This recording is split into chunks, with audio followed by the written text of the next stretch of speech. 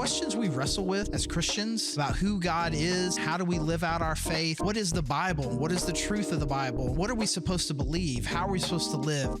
There are really big, deep questions that we ask each other, that we ask God, that we wrestle with ourselves. And that's why the Cultivate podcast exists, to help us go deeper in our understanding of who God is, His Word, and the way that He's called us to live.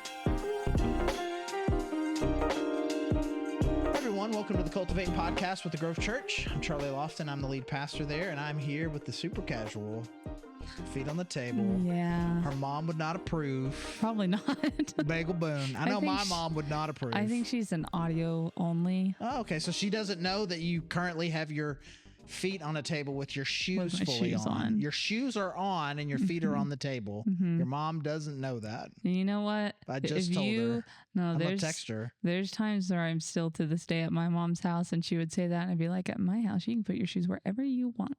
She says that? No, me. Oh. That's my retort back. That's the thing that I think about when I was a kid and we would run around the sanctuary and people would say to us as kids, you know, you don't run in God's house. Sure. He wouldn't run in. And now Charlie hosts a 5K in the seminary like, in the sanctuary every year. He wouldn't run in your house. And I'm like, I run in my house and I would love to run with God. He could absolutely run in my house.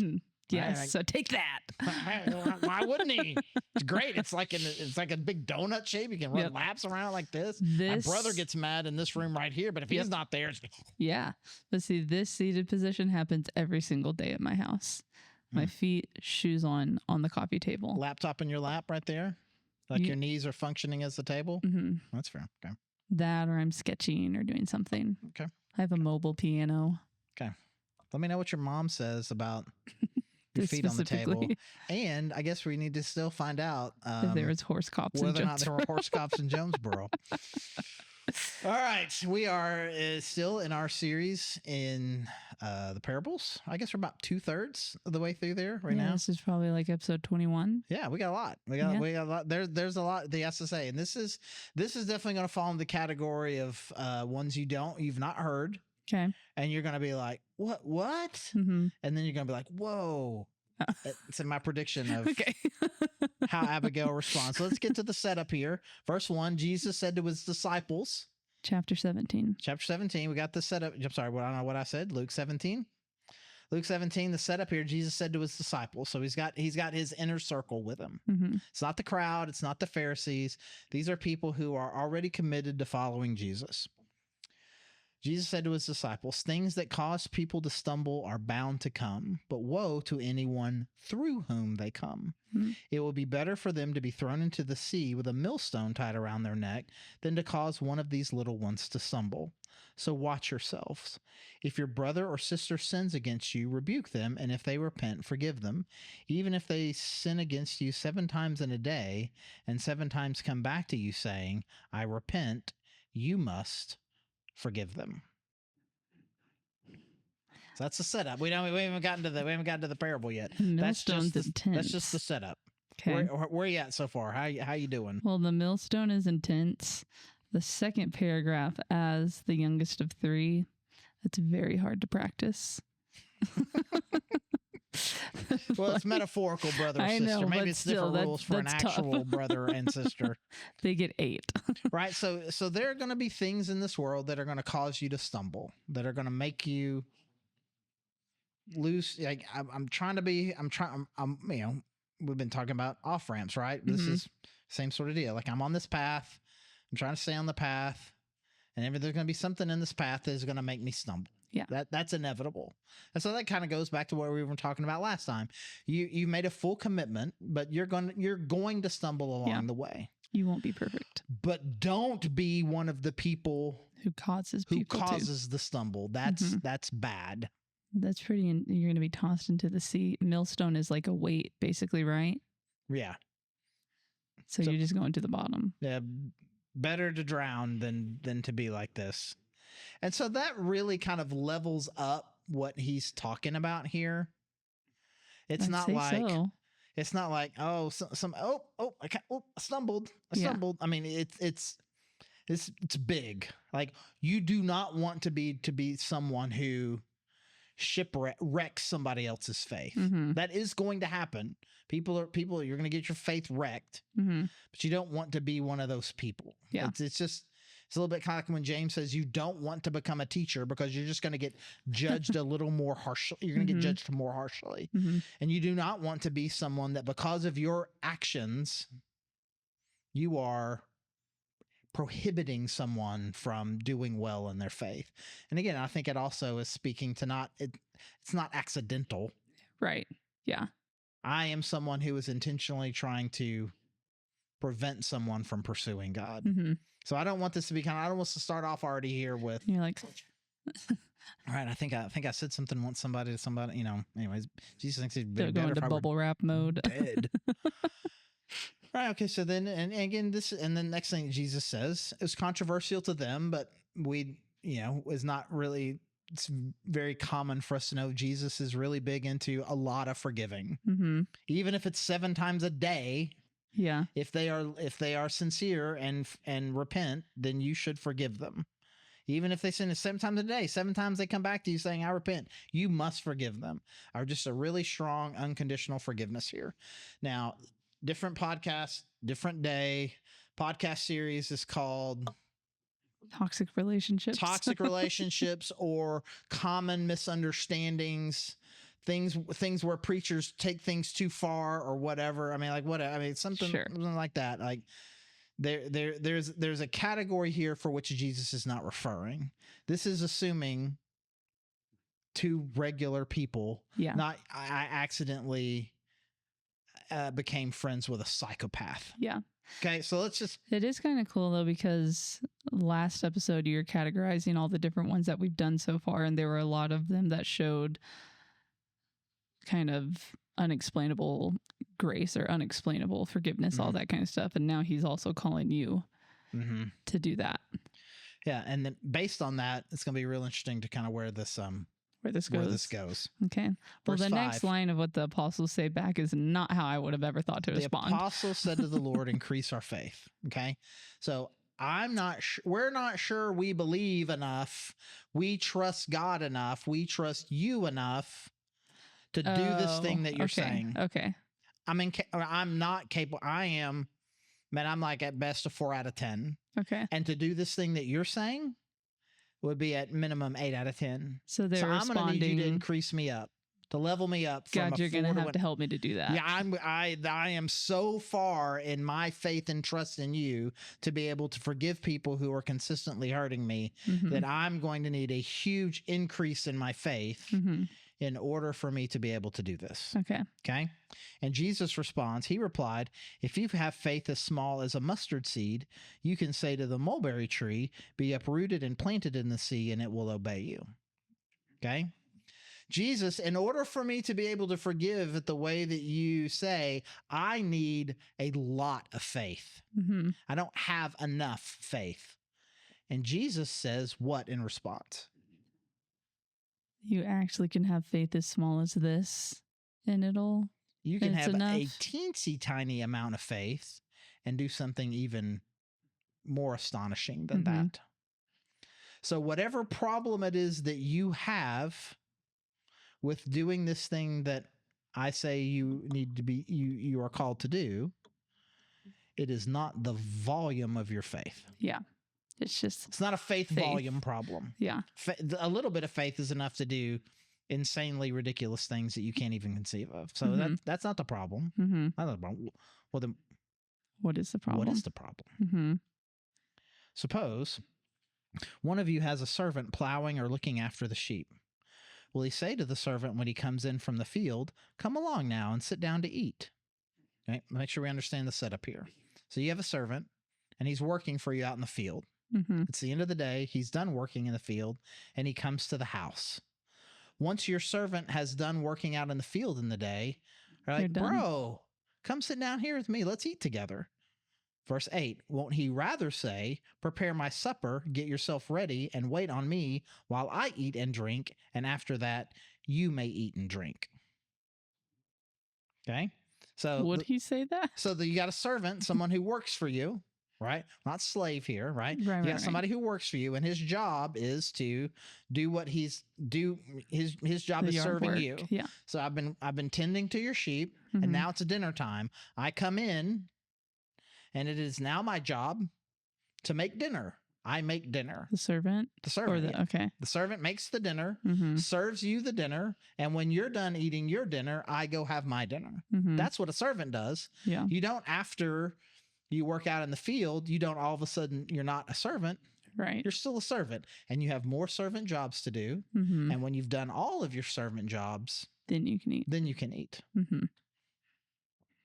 Will he thank the servant because he did what he was told to do? Jesus asks rhetorically. So you also, when you have done everything you were told to do, should say, "We are unworthy servants. We have only done our duty." This is like a very tangled knot to me. Right.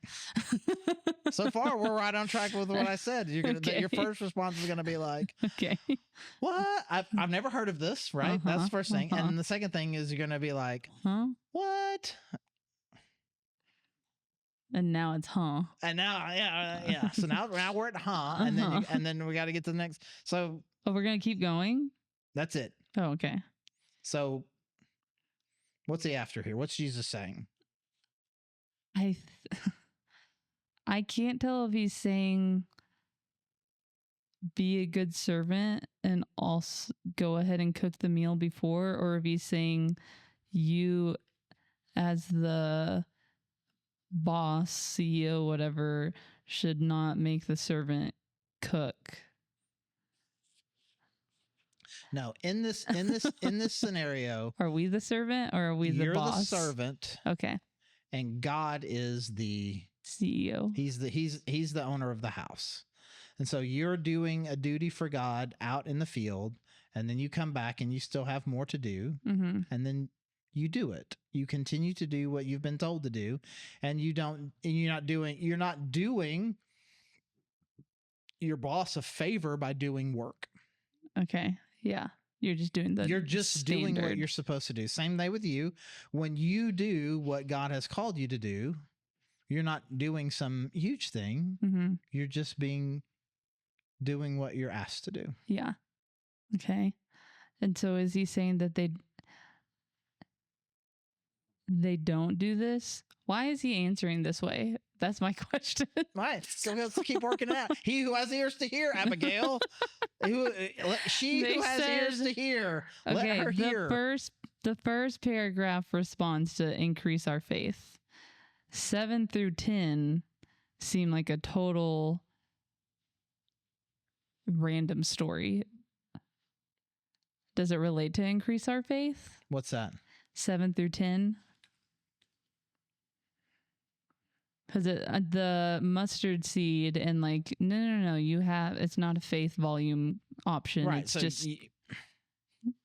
In order for me to be able to do this thing, I'm going to need a lot more from you. Mm-hmm. God, I'm going to need you to do a lot more in order to get me to the place where I can do this thing that you've asked me to do. Oh, so he's saying you're already doing what you... He's saying you already have what you need. Do what you're told. So So he's saying they're equipped to do the forgiving and not causing someone to stumble. You already have enough faith to be forgiving the way that I've called you to. Okay. You already have enough faith. And it's not about quantity. Things. All you need is a mustard seed. And in fact, you are thinking about your obedience. You're thinking you need to do extra when you think, this is somehow graduate school level. Mm-hmm.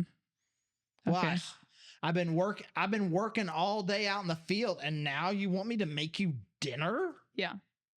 Oh, this is always this is the job. Mm-hmm. This is the job. The job is, you work out in the field, you come, you make dinner, and then you can have dinner. And the job is you follow me, you lay down your life, you forgive other people, even though you think it's hard, even though you may be tired, even though you think you may not want to. And it is not about, you're not doing God some huge above and beyond service by obeying his basic commands, even if you perceive of them to be hard. Yeah. Of the not causing someone to stumble and I think really they're probably more reacting to the forgiveness. The forgiveness one. Okay. To forgive the same person over and 7 times in one day. Yeah. That's probably most applicable to parents. Or like you said, actually inter-sibling relationships, literal brothers and sisters. Yes. So the first part then is that like they just move on and forget that he said don't cause someone to stumble. What do you mean? Like they're probably mostly reacting to the forgiveness. But he also said a really big statement before that. Yeah, I mean I think you don't want to be someone who prohibits someone from having faith. It seems unlikely to me that the disciples have been like, what? That's what I was planning on doing. Sure. Right. I think the shocking thing of like, it's better for you to be murdered in the sea than for that to happen to you. I mean, that's shocking and alarming, but the thing that he's calling them to is not next level discipleship, but it does feel like next level discipleship for them to say that I have to forgive someone who is perpetually hurting me. Mm-hmm. And so if you're going to call me to next level discipleship, I'm going to need next level faith. I'm going to need you to give me next level faith. Mm-hmm. And Jesus is like, you are misunderstanding here. It is not about the volume of your faith. You haven't faith enough to do incredible miracles. Mm-hmm. Here, the problem is that you see this as doing God a favor. Yeah. I'm going to go out of my way to show God how much I love him by forgiving people over and over again. This kind of feels really like it. That is just your baseline duty. You're not adding anything to God. You're not doing him any. You're not doing God a solid. You are just being who God has called you to be. Mm-hmm. Do not applaud for yourself, and do not give yourself excuses when you fail at kind of one of the basic parts of the mission, which is to extend the grace that you have been offered. Yeah. That's not, what? Look at you. You forgave somebody. And Jesus and God's over there like, I've never even heard of that. Can you imagine forgiving somebody who sins a lot on the same day? I've never known anybody to do that. I feel like it is a compliment that people are like, wow, you're really forgiving. And maybe between you and I can look at you and say, Abigail, you're actually very forgiving. But you're going to say that to God? Right. God, I can't believe you're asking me to forgive somebody who sins multiple times in the same day. Mm-hmm. And God be looking at you like, what do you mean? Yeah. This is what I do with you. Also, he's like, what do you think I'm doing? That's what I'm saying. That's what he's saying. What do you think I'm doing? Yeah. This is my whole relationship with you is based on me perpetually forgiving a repeat offender mm-hmm. who keeps coming back to me sincerely. Mm-hmm. And so this is what I then, the primary doer of this, am calling you to do. Mm-hmm. And this is not, I'm not asking you to perform me some great favor, some great act of kindness. I'm asking you to do the thing that this is what it is. This is who we are. It's also not this like is your he's job. Giving you a special assignment to go forgive. It's like you already should. Right. It's base level standard of care. Right. And it is not something that I have to do a little bit more. I'm going to, in order to get you to do this, mm-hmm. I'm going to have to do more for you than what I have already currently done. Yeah. And so then again, there's some works-based theology even in that, like all the work that needs to be done in order to get you to be the person that God has called you to be has already been done. Yeah. And you are now in my service, and this is what I ask of you, and you have everything that you need to be able to do it.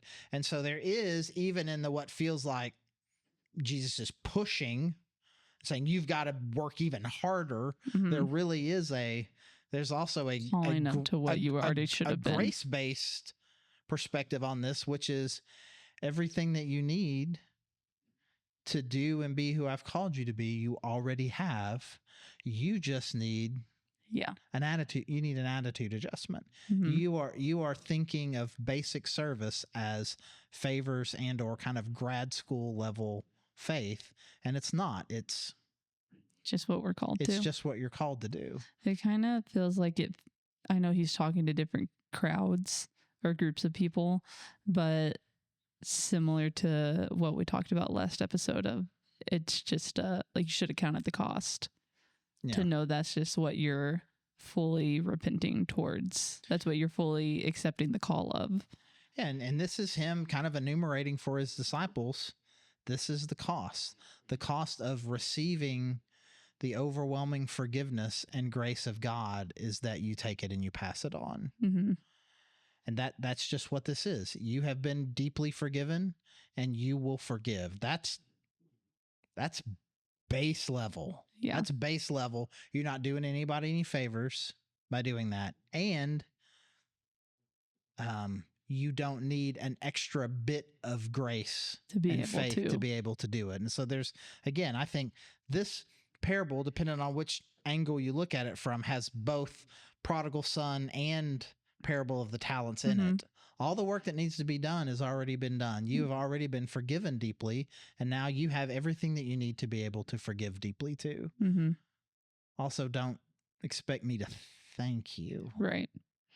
And again, you think, well, God's, I mean, even in the parable of the talents, I mean, he's like, well done, faithful servant. Right. I mean, again, it's like, it's not that God is not kind, right, and wouldn't be like, I'm so proud of you. Smiles when you do that.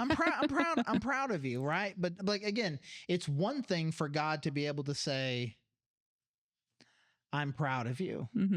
And for him to be kind in that way. It's another thing for you to think you're doing God a favor. Yeah. You're not doing him any favors. You know, again, parenting is a really good metaphor for this too. It's like, okay, do the dishes. What are you gonna give me? Nothing. Room and board. Yeah. Like, what do you mean? What do you mean? Like, what do you even, like, the question is offensive. Yeah. Maybe I was going to give my daughter a treat of some kind for doing this chore. Maybe I was. And I was certainly going to thank her. But her attitude should not be coming into it. Yeah. What am I going to get out of my basic obligations for participation in this household? And so your attitude with God is not, my obedience is doing God a favor. He gains nothing. Yeah. From your, like, oh, God's just a little bit stronger now. He's a little bit happier. Like, he just, nope. God is God, and you're doing what you called to do. Now, from God's perspective, he may be like, I'm really pleased with them. Yeah. This makes me happy. But your attitude isn't, I'm either trying to earn something or I'm doing God a favor. It's neither of those things. More of a heart check of where the disciples are at, of disciples, us. Yeah. A heart check of, what do you think this really is that you're doing? God is calling you, at least on the surface, to do something that feels impossible. Yeah. And so your reaction is, I need more from you if I'm going to be able to do that. And Jesus' reaction is, no, you're wrong. You have everything that you need and more. If you have this much faith, you have the ability to do this and so much more than you can even possibly imagine. Yeah. That's not the problem. Allow me then to tell you what your problem is. You're coming into, with what we would call now, you're coming into this relationship with a bit of privilege, as if you believe that you are somehow above the idea of forgiveness. Yeah. You are not. You are a servant in the kingdom of God you are blessed to be there. In order for you to even be there means you've experienced overwhelming amount of forgiveness. And you passing that forgiveness on, you need to understand is just, it's your job. Yeah. Do not think that you're doing anything other than just your job. You need to get over yourself a little bit. And again, dial it back. God probably is the kind of guy who would be like, he came in from the field and be like, hey, let's just make dinner together. Let's make dinner together and we'll do it together. And that'd be great. And we can sit down together. God is that kind of boss. And I try to be that kind of dad. But I'm not looking for any attitude, though. Yeah. Do not mistake my grace for you doing me a favor. Well, it also, the last two chapters before this, last episode, talked about the saltiness again. And it's not like it's a shock when a salt is being salt. Or like a salt isn't incapable of being salt because it already is salt. Right. So it really fits back into that really nicely. Of like, it's not you adding saltiness to a meal is like, that's what salt does. I mean, a nice boss will thank you for doing your job. Will appreciate you. That's what a good boss does. A good boss appreciates someone who does their job. But if you go to your job and do your job all day and there's no thankful, all you've really, I mean, I did my job, and in exchange for this job, I get certain privileges and pay. I get to live in my master's house. I get to eat my master's food. He probably gets some sort of day wage too, or whatever his arrangement is. He is exchanging time and work for privileges. And okay, you did it. You know? I went to Chick-fil-A. I worked my 8 hours, and at the end of the day, I exchanged my 8 hours for a certain amount of money. And again, they're probably really nice bosses over there. Hey, thanks. Appreciate how hard you worked today. Thank you so much. But in the end, you just did what you're expected to do. All you did was what you contractually signed up to do. Don't act like you're doing anybody some huge favor. And then again, the theological component of it too is, with the mustard seed. Don't act like you don't need more. You just need to check yourself just be and just do it. Right. So do we work our way all the way through it? Which is, I've never heard of this, to okay, I think I like this one. I was 100%, right. Like big time, huh? Yep. But no, it makes a lot more sense. No, I knew as soon as I was going over it earlier today, I was like, this is going to be one. She's going to take a roller coaster. We're taking Abigail on a journey on this one. Yeah, it's also kind of funny. This is not significant to the parable at all, but didn't we do a parable a while ago where we talked about mustard seeds being not great? Right. So it's funny, whenever we first did that parable, I don't remember what it was specifically, but it was the first time I had heard a negative about a mustard seed, because everybody's like, oh yeah, mustard seed can move a mountain or whatever. There's two things that are true about mustard seeds. One is that they are, of the seeds that they knew about, it was the smallest of all the seeds. Okay. There are, in fact, now in the broader range of botany, it is known that there are, in fact, smaller seeds than that. Okay. But as far as the known seeds for them, it was the smallest ones. That's what Jesus says. It's the smallest of seeds. And somebody goes, actually, this seed is. Like, it was not indigenous to their. Right. He wasn't making a biological statement. He was making a cultural statement. So checkmate, Christians. Sure. There's a smaller seed that exists. Anyways, so it's very small, and it is also an invasive plant. Is it a weed? Yeah, it's an invasive weed. Okay. And so those two things are true. And so depending on Jesus' usage of it, it's one or the other or both. Okay. So in this way, all that matters is that it is small. Really, really small. Okay. But when he's when the kingdom of God is like a mustard seed, he's actually using both. Even though it is very small, it becomes a very invasive plant quickly. Yeah. Have we done that one? But in this context, it's just that it is small. Okay. It's just I kept thinking about that as we were reading it, that I had never heard the mustard seed one in a negative context of it being like a weed. And this felt like the first time coming back around. I'm like, oh, there's a good note for it. It's small and powerful. It's small and powerful. Okay. And the powerful thing it's doing is good. Small but mighty. It's good. It's throwing a mountain into the sea. So I don't know that's anyway, that's a weird thing for it to do. Anyways, thank you as always, and allowing me to take you on that journey. The journey. Thank you. I hope you guys went on a good journey as well. And then again, we also always invite questions. You can find us at thegrovechurch.org. Go to our Connect page. There's a form you can fill out. Questions, thoughts, comments, anything. We would love to hear from you, and we'd love to see you on a Sunday. You can find all the information about our services both online and in person. Any way we can connect with you, help you, we would love to do that. Thanks again for joining us, and we'll see you next time. Thank you for listening to the Cultivate podcast. Our hope is that you are taking steps to go deeper in your faith, that you are asking big questions and you're looking for answers.